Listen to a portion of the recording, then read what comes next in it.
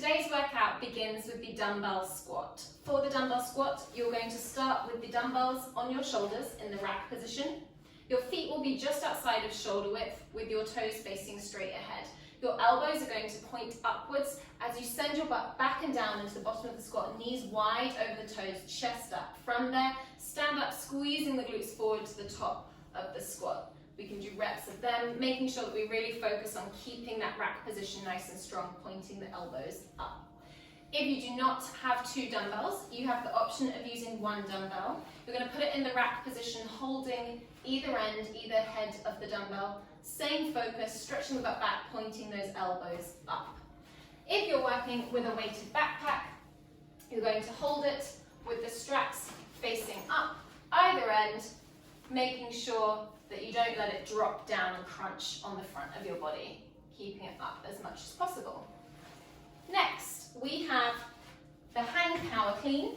You're going to start with your feet beneath your hip distance apart, dumbbells by your side. You want your elbow pits facing forward. That shows us that your collarbones are nice and wide and open. From here, you're going to dip the knees, jump, shrug, catch the dumbbells on your shoulders, and come up to standing. So we have a jump, shrug, catch, really focus on pulling your weight underneath.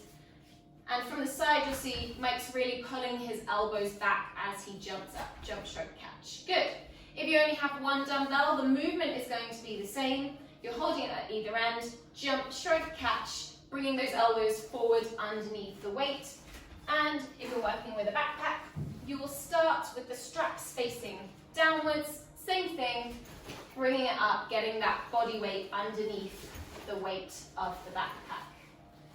Next, we're going to move on to the dumbbell push-ups. For the dumbbell push-up, you're going to start with the dumbbells right underneath your shoulders. So your wrists are stacked underneath your shoulders and the dumbbells are right underneath. You want a nice strong plank position. You're stretching the heels away from the top of your body.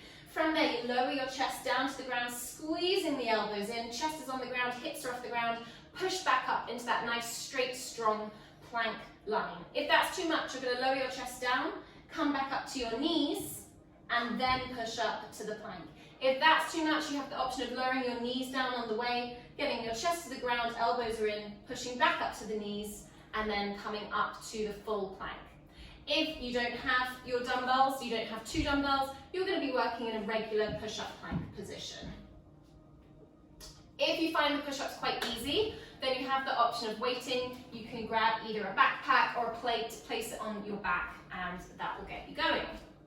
Finally, today, we have the sit-up. For the sit-up, your feet are flat on the floor, your knees are facing directly up to the ceiling, arms are overhead.